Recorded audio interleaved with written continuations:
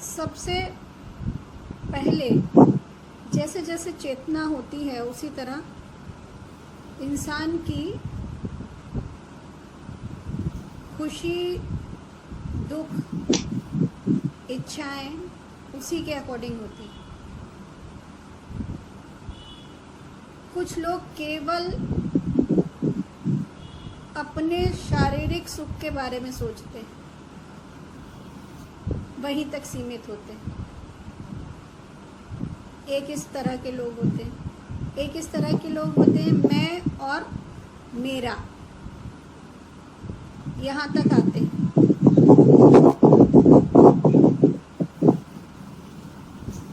दो तरह के हो गए। अब तीसरी तरह के और ऊपर जाते हैं। उसके साथ जो ये केवल मैं शारीरिक सुख वाले होते हैं,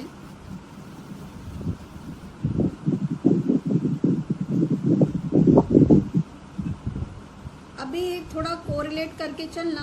किससे? चक्रास से। अगर कर पाओ तो कॉन्शियसनेस से। अगर कर पाओ तो जागृत, स्वप्न, सुषुप्ति से। अगर कर पाओ तो ग्रॉस, सेटल और कॉजल से। अगर कोई क्लू मिलता है तो, जिससे भी मिल जाए समझने के लिए।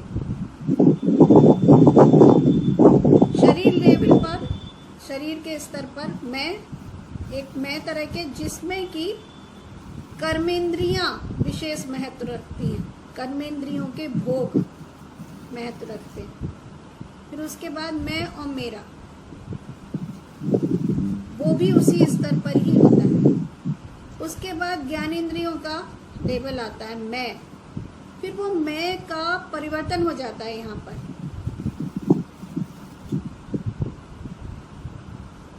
मैं मन से रिलेट हो जाता है।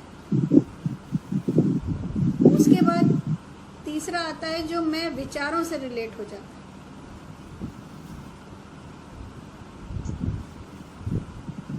इन तीनों स्तरों पर 3 लेवल और होते हैं। मैं, मेरा और मैं, मेरी, मेरा और मेरी, समाज या दुनिया। ये हर एक के 3 लेवल होते हैं। और भी हो सकते हैं, क्योंकि जो मेन होंगे वो इतने होंगे। फिर डिपेंड करता है कौन कितने परसेंटेज पर है, क्या नहीं है। उसी के अकॉर्डिंग उसकी इच्छाएं, उसकी ज़रूरतें होती हैं।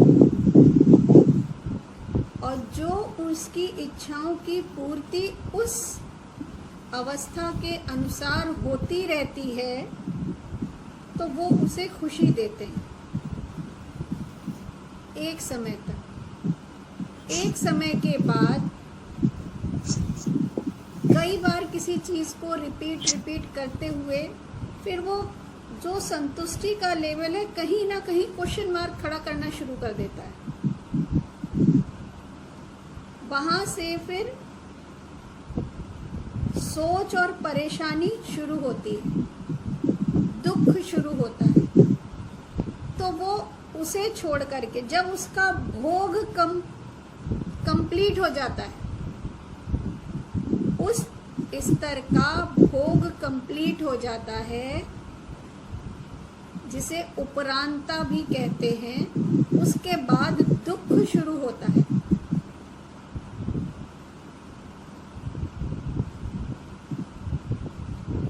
दुख शुरू होता है। फिर वो उन चीजों को छोड़कर नई चीजों को पकड़ता है। ये एक और आवरण। फिर वहां वो सुख तलाशता है, उसे कुछ सुख मिलते हैं, कुछ कंप्लीट नहीं हो पाते और कुछ को वो भोग लेता है। फिर वहां से दुख पैर पसारता है। सुख और दुख एक ही सिक्के के 2 पहलू हैं। जब तक सोच और जो हमने अपनी ज़रूरतें निर्धारित की हुई हैं उसके अकॉर्डिंग हमें मिलता रहता है, तो वो सुख है। और उसे पाने की चाहना में जो हम काम करते रहते हैं वो उसकी भागदौड़ है। या तो भोगने के बाद उपरांता आती है, या उसकी चाहना में भाग दौड़ में थक जाने पर भी उपरांता, कि इतना करने पर भी हम कुछ नहीं कर पाए। सुख और दुख के साथ ऐसा होता है। इसी तरह हमारी समझ सुख की चाहना परिवर्तित होती जाती है। जैसे अभी मुझे रेड कलर पसंद है, अब इससे मन भर गया। कई जगह बहुत अच्छा उसने अपना रोल और परफॉर्मेंस काफ़ी अच्छा दिया, तारीफ भी मिली, रेड बहुत अच्छा है। अभी ज़्यादा हो गया कि हर जगह दिख रहा है मैं रेड ही पहन करके जा रही हूँ। अभी दूसरा कलर पसंद करने लगे। हो सकता है उसके साथ एक और कलर ऐड कर लिया है कि कंट्रास्ट ज़्यादा बेटर है।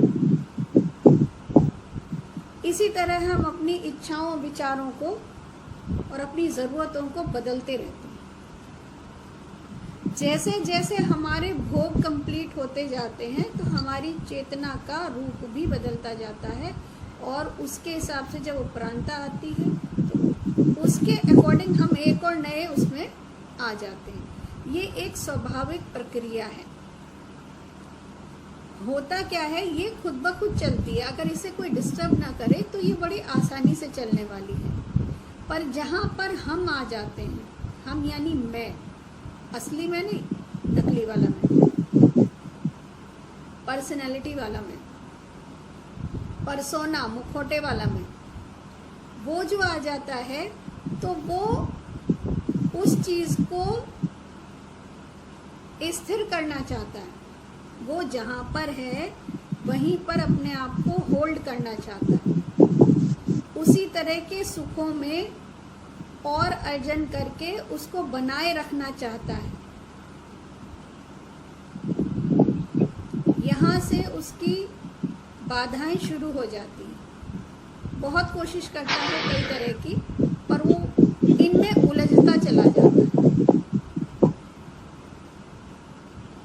अगर हम स्वाभाविक रूप से उस चीज़ को मानते जाएं और चलते जाएं तो कहीं परेशानी नहीं आती है। जैसे ही हमने किसी भी एक स्तर पर अपना एक व्यक्तित्व खड़ा किया, नकली व्यक्तित्व खड़ा किया, फिर हम उसे मेंटेन करने के लिए जितने भी काम करते हैं और हम उस सुख दुख के भंवर में फंसते चले जाते हैं, जबकि न सुख है न दुख है।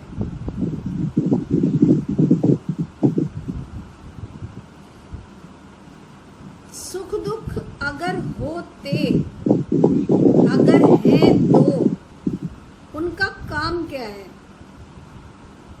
स्टेज देखी है, सीढ़ियां देखी हैं? एक ऐसे फ्लैट होती है और एक खड़ी होती है। जो फ्लैट होती है उसे अगर सुख मान लो, जो खड़ी है वो उसे दुख मान लो, तो वो ऊंचाई देके आगे बढ़ा देती है।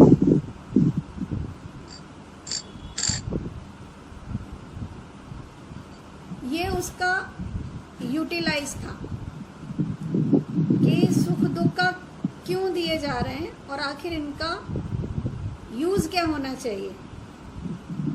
पर सीढ़ियां तो वहीं बनी रहती हैं, आप चाहो तो पूरे दिन उतरते चढ़ते रहो, जहां तक वो जा रही हैं वहां तक ही न जाओ।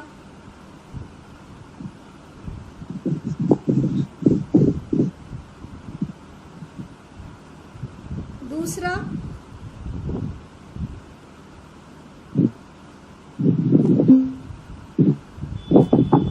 एक तो सुख दुख का कारण ये हो गया कि ये हमें प्रगति देते हैं, और अगर हम वास्तविक नैसर्गिक अवस्था में रहें, प्राकृतिक अवस्था में रहें, तो सुख दुख है ही नहीं। ये हमारी प्रगति के सूचक हैं। लेकिन फिर भी इंसान क्यों अटकता है? आप देखो, अभी तक तो ये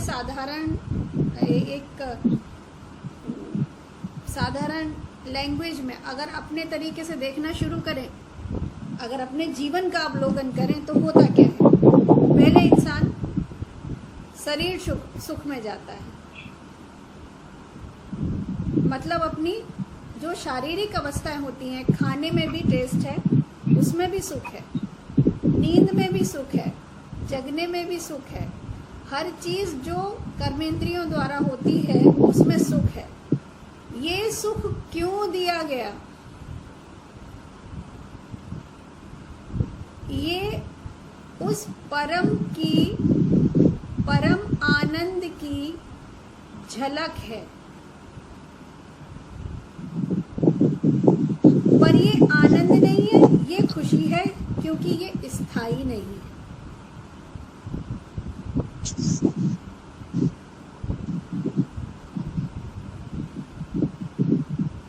जब इंसान ऐसे सुखों को भोगता रहता है और वो निरंतर बदलते रहते हैं, जैसे बच्चा है वो खिलौनों के लिए रोएगा, उससे थोड़ा बड़ा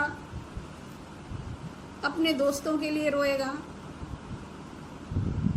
उससे थोड़ा बड़ा फिर नौकरी की बात, फिर शादी की बात, फिर जिम्मेदारियों की बात। तो ये सारी समस्याएं जो आती जाती रहती हैं, और इसमें जो सुख मिलता है, ये सुख ये बताता है कि जो परम स्थिति है वो परमानंद की है, ये उसकी झलक है, पर ये स्थायी नहीं है। तो वो ये बताता है कि ये चीज, जिन चीजों में तुम उलझे हुए हो, इसको छोड़ के परमानंद की तलाश शुरू करो।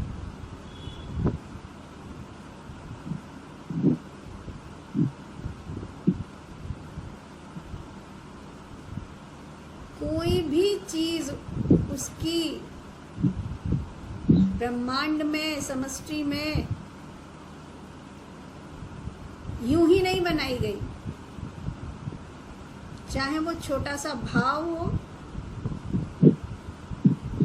या कोई मिट्टी का डेला हो, कंकड़ हो, हर चीज की अपनी जरूरत और उपयोगिता है।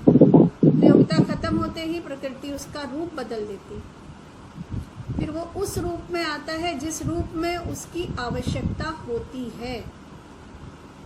इसीलिए कोई भी चीज निरर्थक नहीं है।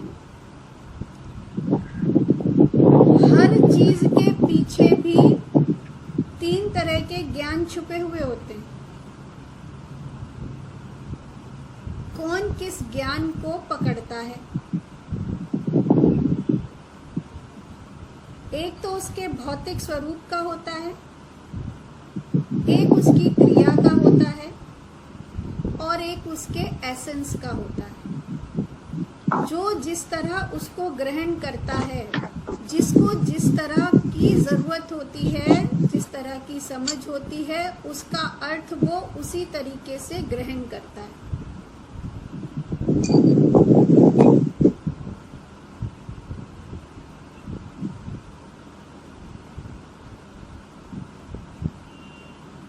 अभी सुख दुख के बारे में कोई और प्रश्न, या जितना मैंने कहा उतने में कोई चीज ऐसी जो ना समझ में आई हो? सुख दुख क्यों है, ये क्लियर हुआ? उसको समझना किस स्तर पर है और हम समझते किस स्तर पर हैं, और इनका होना भी बहुत जरूरी है। हमारे जो धर्म में 4 आश्रम बताए गए हैं वो बहुत जरूरी है। भोग के, पूर्ण भोग के उपरांत ही योग संभव है। अगर किसी पेड़ के पत्ते या कच्चे फल को तोड़ दिया जाए तो वो जल्दी ही मिट्टी के साथ मिलके खत्म नहीं होता, हवा के साथ उड़ के नहीं जाता, उसमें टाइम लगता है। और अगर सूख करके पत्ता गिरता है तो मिट्टी में भी जल्दी मिल जाएगा, अपने स्वयं के अस्तित्व में, और जल में भी अगर जाएगा तो बहता हुआ ही चला जाएगा। अगर हम उसे कच्चा छोड़ देंगे, किसी इंसान को, किसी बच्चे का अगर मन कर रहा हो कहीं जा करके, तो आप उसे जबरदस्ती पकड़ के लाओ तो क्या होगा?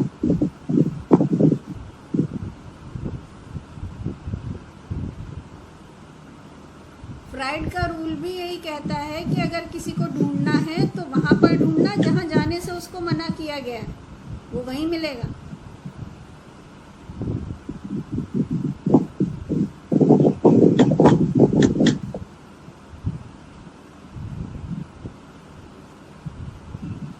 उपरांत आने से पहले ही अगर समझ आ जाए तो? उपरांत आने से पहले समझ नहीं आती, क्योंकि हम उसमें खेलते रहते हैं ना।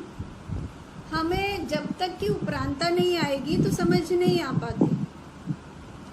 उपरांता के बाद ही समझ फलीभूत होती है। जब क्वेश्चन मार्क लगता है तब हम आंसर ढूंढते हैं ना, कि क्वेश्चन है इसे ढूंढो इसका आंसर। अगर हमें उसी में सुख मिल रहा है तो हम उसके बारे में क्यों सोचेंगे? नहीं सोचेंगे।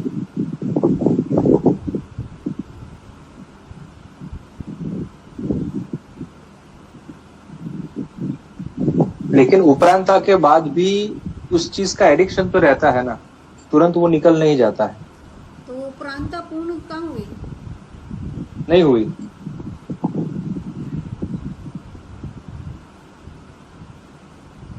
उसके लिए जैसे कि चाय, हाँ, चाय अगर नहीं पीते हैं तो दूसरे दिन सर दर्द हो जाता है, ठीक, वो उसका एक एडिक्शन हो जाता है।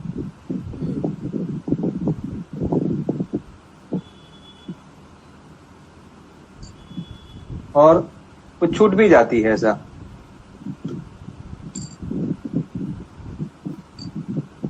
एक दिन सर दर्द करता है, फिर दूसरे दिन से वो यूज्ड टू हो जाता है बॉडी।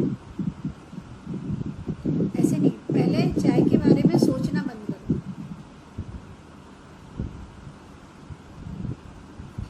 वो ना पी कर भी दिमाग में आती है, और थोड़ा थोड़ा तो उसके जो उसके इफेक्ट हैं वो तो होंगे ही होंगे।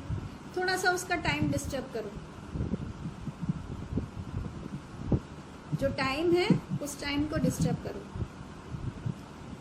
और ऐसा भी नहीं कि अब मैंने छोड़ दिया है हमेशा के लिए, अब मैं कभी पीऊंगा ही नहीं। बंधन मुक्त करो, चाय को भी और खुद को भी। असर नहीं करेगी, शुरू में करेगी, एक दो दिन करेगी, क्योंकि जो उसके गुण हैं वो तो बॉडी में जो इफेक्ट डालते हैं वो उसी टाइम पे डालेंगे जिस टाइम पर चाय पीते हो। पहले थोड़ा टाइम इधर उधर करो। मतलब अगर कोई हमें मतलब उसने इतनी जड़ें जमा ली हैं टाइम और अपने इफेक्ट के हिसाब से, तो हमें उसके एक एक चीज को इधर उधर करने होगा ना। ये टेक्निक चाय हम पर नहीं लगा सकती, हम चाय पे लगा सकते हैं।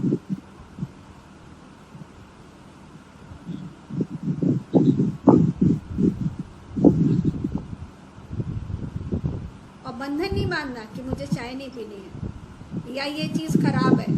कोई भी अगर माइंड में इतना सा भी उसके प्रति कोई अच्छा या बुरा सोच विचार अंदर रहा तो वो इफेक्ट करेगा, चाय इफेक्ट नहीं करेगी। हमारा ही थॉट हमें वहां लेके जाएगा। अगर सुख दुख से भी बाहर आना है तो अच्छे बुरे से भी बाहर आना होगा। अच्छे बुरे से भी बाहर आना है तो पास्ट और फ्यूचर से भी बाहर आना होगा। जो भी चीज एक साथ दो होती हैं वो द्वैत होती है। एकत्व को पकड़ने के लिए द्वैत से बाहर आना होगा। जिसके भी दो पक्ष हैं वो द्वैत है। जहां भी असमंजस है वो द्वैत है।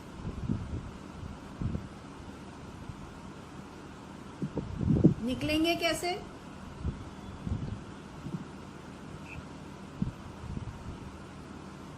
वो देखा है कि वो रस्सी पर कुछ बच्चे वो एक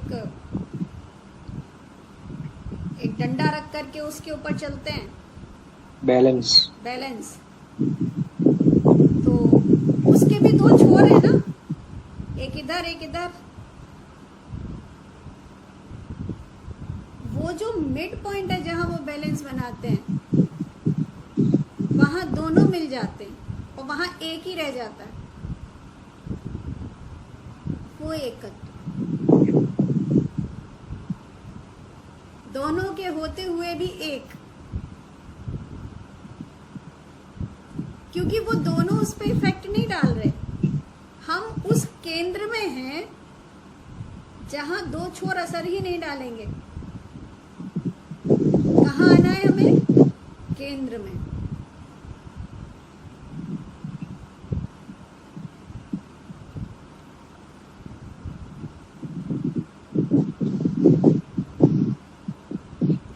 किसी भी चीज के अपने मूल में, अपने केंद्र में आ जाना ही, पहुंच जाना ही आध्यात्म का लक्ष्य है। स्वयं को पहचान जाना है, और हम वही हैं।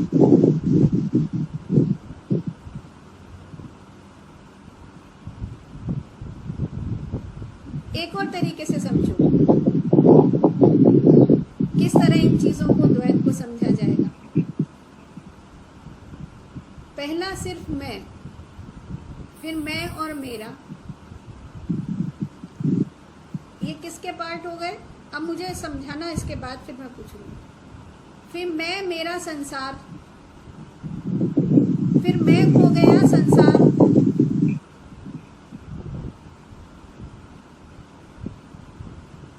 कुछ क्लियर हो रहा है? तमस, रजस, सत्व। हाँ, 3 स्टेज है ना, स्वार्थी, अरे परमार्थी और स्वलक्षी। स्वलक्षी नहीं, अभी तो पहले सत्व आएगा, फिर उसके बाद स्वलक्षी आएगा। अभी तो सात्विक में बंदा स्वलक्षी नहीं हो पाता है, वो उसी में समझ जाता है, पर उससे बाहर नहीं निकल पाता है। उससे बाहर निकल के वो स्वलक्षी आता है, अगर सर के उसमें पहुंचते हैं तो उसके अकॉर्डिंग। तो उसके बाद स्वलक्षी नहीं आता है, उसके बाद भी आता है। इतनी जल्दी इंसान हारता नहीं है, अभी तो बहुत कुछ बाकी है। मैं मेरा संसार, फिर मेरा और संसार, फिर संसार, मैं खत्म हो गया। फिर इसके बाद भी जब संसार में भी, वहां भी कुछ नहीं मिला, वहां भी कुछ स्थायित्व तो नहीं मिला, फिर मैं खड़ा होता है। फिर सिद्धि इस वाली आती है, अब मैं कुछ करके ही दिखाऊंगा। फिर वो चीज पनपती है, स्वयं को सिद्ध करना, मैं भी कुछ हूँ, मैं भी कुछ बड़ा कर सकता हूँ।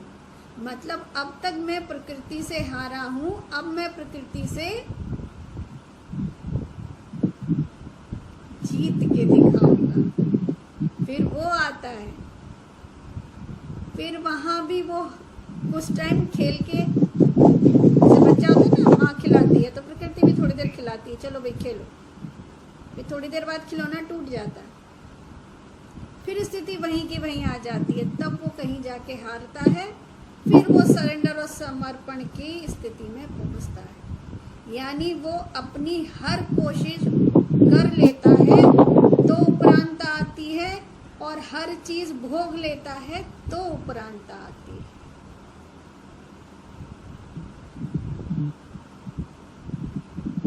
जब समझ में आता है कि कोई बहुत बड़ी चीज है जो सब चल रहा है, तब सरेंडर होता है।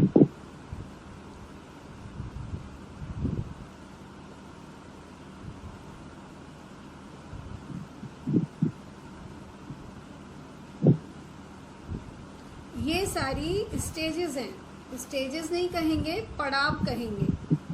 और स्टेज कहने से क्या होता है कि वो आ जाता है कि इसके बाद, इसके बाद, इसके बाद, तो वो एक कॉन्सेप्ट जो बना हुआ है ना लेबलिंग का, तो उससे प्रॉब्लम क्रिएट होती है। इंसान कंपटीशन की दौड़ में आ जाता है, वो खुद का भी लेवल चेक करता है, फिर दूसरे का भी लेवल चेक करता है, क्योंकि व्यवहारिक स्थिति में यही चलता है। और पर्सनैलिटी डेवलपमेंट में तो होता ही यही है कि भाई आप कितने आप में किस लेवल के हैं, उतने गुण आपकी पर्सनैलिटी में प्रदर्शित होने चाहिए।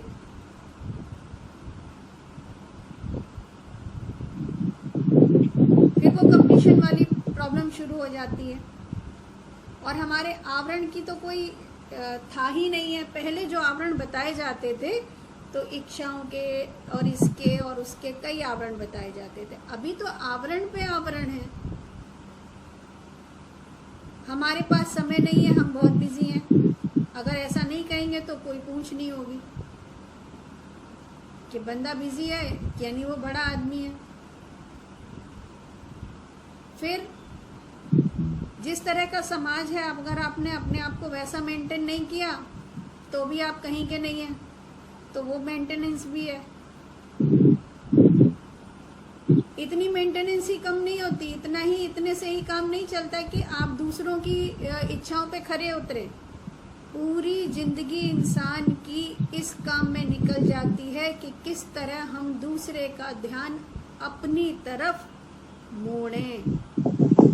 अगर इस लाइन को देख करके अपने जिंदगी को देखोगे तो आपको लगेगा आप में और किसी बच्चे में कोई फर्क नहीं है। जैसे बच्चा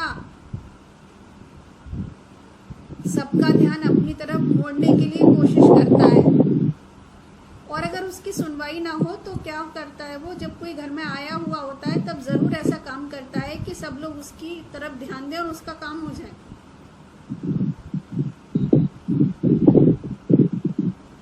अपनी पूरी जिंदगी, इस लाइन को बहुत ध्यान से देखना और अपनी लाइफ को चेक करना।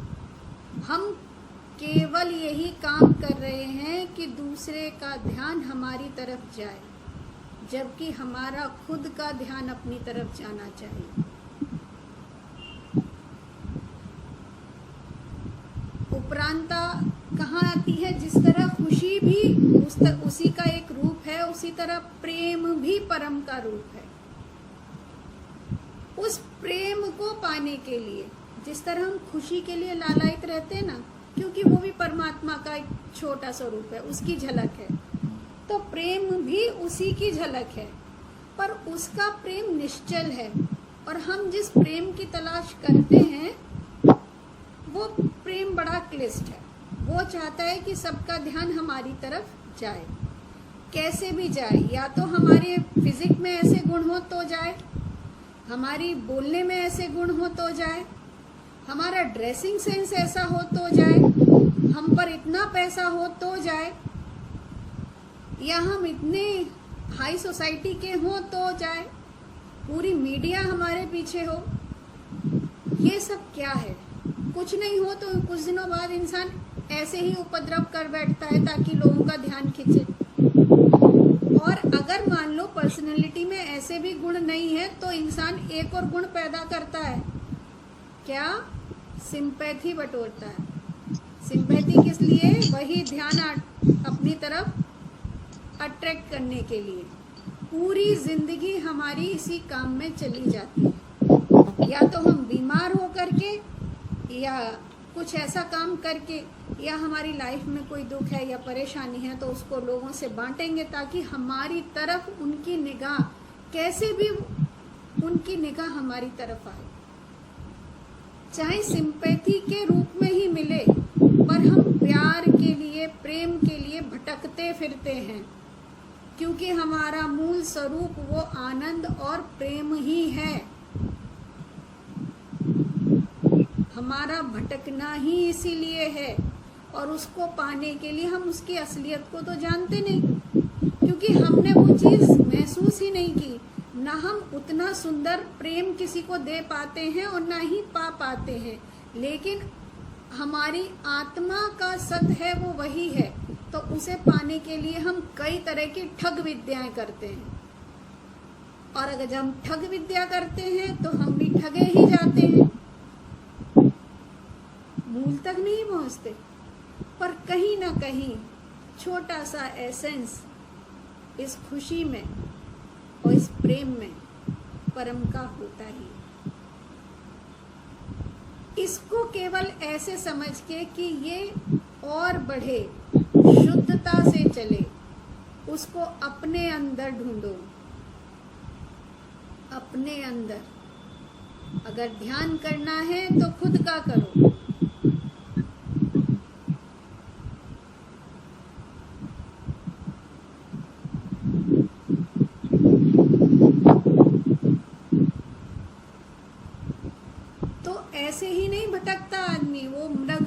मरीचिका बोलते हैं ना, तो वो जो कस्तूरी है वो हमारे ही अंदर है, वो उसी की झलक है। अब इसको हम बिल्कुल नेगेटिव रूप में लेकर के हम सोचे हम इसे खत्म ही कर दें, नहीं, खत्म नहीं करना, उसको प्योरीफाई करना।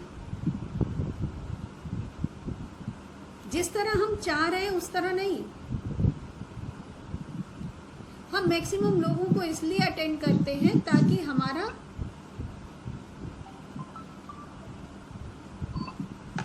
ध्यान उधर बना रहे। हेलो, नहीं, मेरी मीटिंग चल रही है। नहीं, आप कहाँ हो?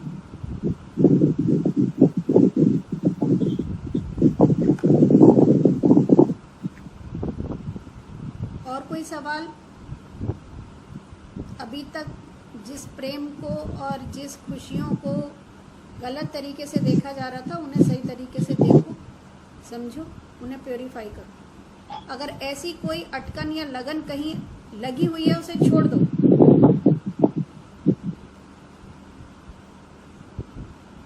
केवल अपने कर्तव्यों को पहचानो, उस बैलेंसिंग पॉइंट को पहचानो, जो आपको करना है उसे करो। उसके बाद आपको प्यार मिलता है, गुस्सा मिलता है, और मिलता है या नहीं भी मिलता है, ना आशा करनी है और ना उसके एक्शन से रिएक्शन करना है।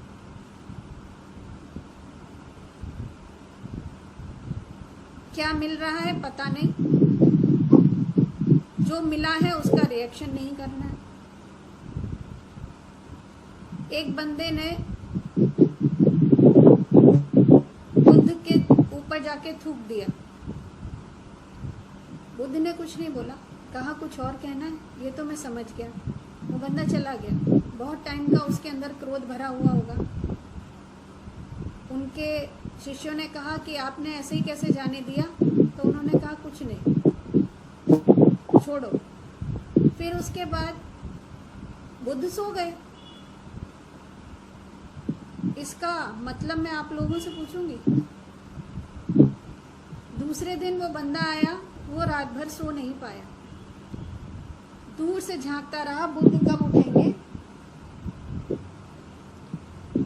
और कब मैं उनसे बात करूं। आया, पैरों में पड़ गया, मुझसे गलती हो गई, अब मैं क्या करूं, मुझे माफ कर दीजिए। बुद्ध बोले, जिसके साथ तुमने घटना की थी वो तो अब है नहीं, और मेरे साथ तुमने कुछ किया नहीं, बताओ अब।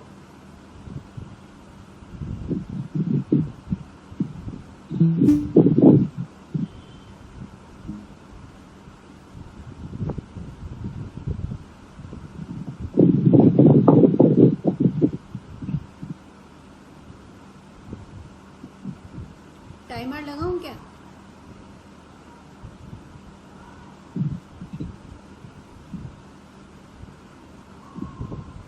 हिमेश भाई, आवाज आ रही है आपका? हाँ, आ रही है ना? हाँ हाँ,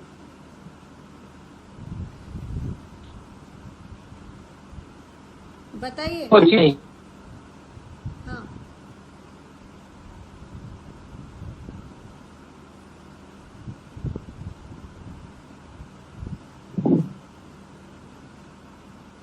आपकी आवाज नहीं आ रही।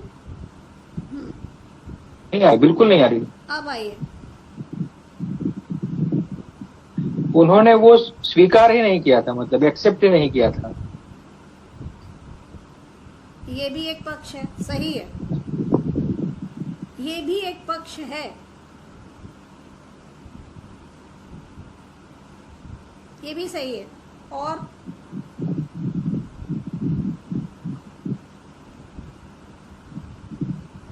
हाँ, अब आपकी बारी।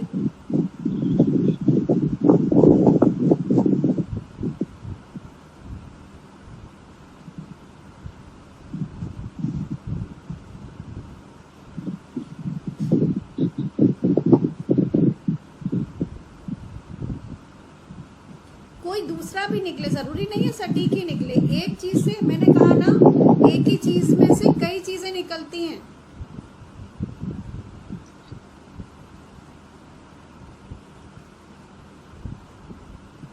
इसमें ऐसा भी हो सकता है ना, अपमान करने वाला भी मैं, अपमान लेने वाला भी मैं, मतलब हाँ, ये भी है।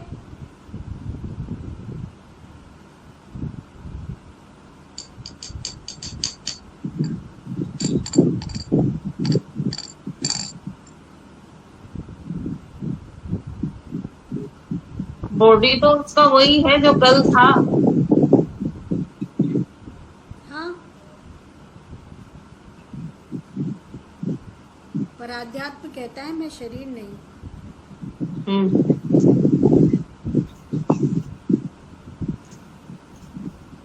नहीं, जो आप बोल रहे हो कि जो कल था वो तो है ही नहीं। हम्म, वो तो कल ही मर गया था, अब तो मेरा नया जन्म है, ऐसा कहने का मतलब होगा उनका। नहीं, मतलब सिर्फ इतना है वर्तमान में जीने का। जो गया वो गया, उसका इतना भी असर नहीं बचा। कितना क्लीन होगा सब।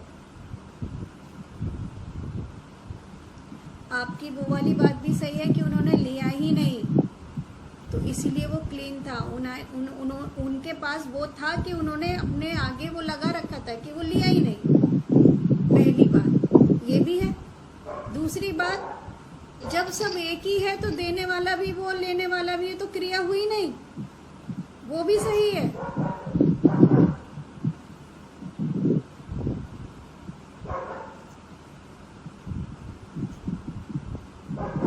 एक ही पक्ष के, एक चीज के बहुत सारी चीजें निकलती हैं और हर बार अलग तरीके से समझाने की कोशिश की जाती है। जहां जिस चीज की जरूरत होती है उसके अकॉर्डिंग समझाया जाता है।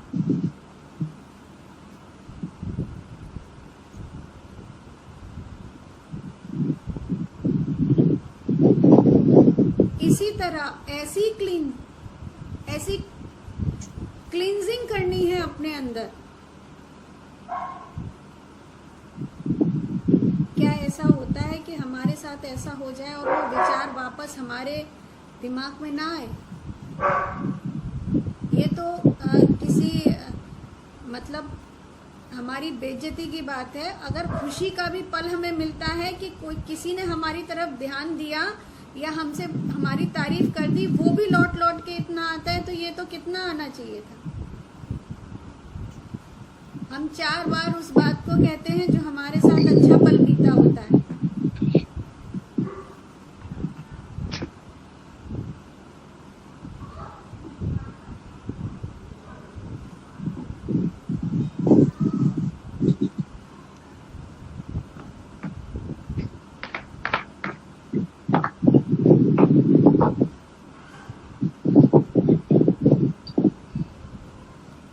कोई सवाल इससे रिलेटेड? क्लींजिंग का स्तर पता चला? क्लींजिंग में मेरा ऑफ है। हाँ, कोई सवाल हो तो पूछे। और क्लींजिंग का स्तर पता चला? कैसी क्लींजिंग चाहिए? अभी हम सोच रहे हैं कि हम थोड़े से आध्यात्मिक खेलते हैं, पर अभी बहुत बाकी है। बहुत बाकी है। और लेयर और चढ़ती चली जा रही हैं। हम आध्यात्मिक हैं, हमारा इस तरह का बिहेव है ये, और इससे बाकी चीज़ों से तो रूटीन की है, हम समझ में आता है कि क्या कैसे ये, और एक नई पर्सनैलिटी डेवलप हो जा रही है जो एक नया अस्तित्व डेवलप करती है। जिस तरह दुख एक नया अस्तित्व डेवलप करता है, आपने देखा होगा। ज़्यादातर किसी बंदे से सुनो, कभी कोई दुखी हो और परेशानी हो, तो वो अपनी परेशानियों को किस तरह उसने उस परेशानियों को महसूस किया, उनको जीता, या किस तरह वो परेशानियों में है। जब वो किसी को बताता है तो उसकी आंखों में एक अलग चमक होती है, कारण वो उस दुख के साथ भी टाई अप हो गया, एक और पर्सनैलिटी खड़ी हो गई, उसमें भी वो जीने लगता है। जो अहम होता है उसे थोड़ी सी जगह इतनी सी मिल जाए, चाहे दुख में मिले सुख में मिले, इच्छाओं में मिले और किसी अच्छे रूप में मिले, वो तुरंत अपनी जगह बना लेता है। तो हमें जो अपने आप को क्लीन करना है कि जिसे कहते हैं ना असंग, अछूता, जिसके साथ किसी का संग नहीं होता, वो हम तो जिन्हें कितने संग लेके चल रहे हैं।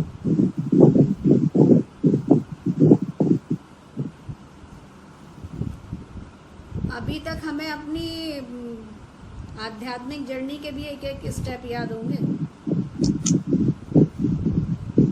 जीवन के भी एक एक स्टेप याद होंगे। कब बड़ा चेंज आया, कुछ अच्छा बुरा, छोटे छोटे भूल गए होंगे क्योंकि ज्यादा बिजी हो गए, बहुत ज्यादा बिजी यानी बड़े आदमी हो गए, तो बड़े बड़े याद होंगे। पर भूले क्या, हम हैं क्या, अभी भी अपने नाम के साथ रिलेट करते हैं, अपने संबंधों के साथ रिलेट करते हैं और उन संबंधों में भी ध्यान खींचने की कोशिश करते हैं। सोचते हैं हम प्योर हो गए तो हमारी तरफ ही सबका ध्यान जाना चाहिए क्योंकि हम बहुत अच्छे हैं। हमने आपको एक और अच्छी कैटेगरी में डाल दिया, हम अच्छे हैं, हम बेहतर हैं, हमारा स्तर ऊंचा है।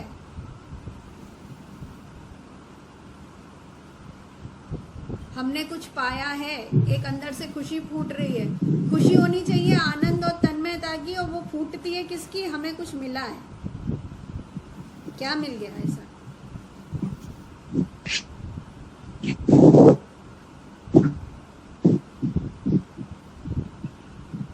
असंग बनो, असंग। असंग का मतलब समझ में आ रहा है? असंग का मतलब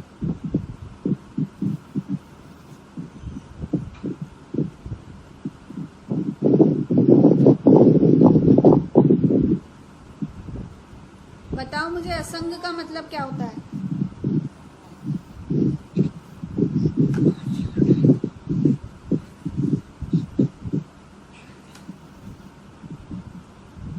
रिकॉर्डिंग है। किसी से भी बधा नहीं होता वो। डिटैच्ड। 100%। जब सारे बंधन टूटेंगे तभी उड़ान लगेगी।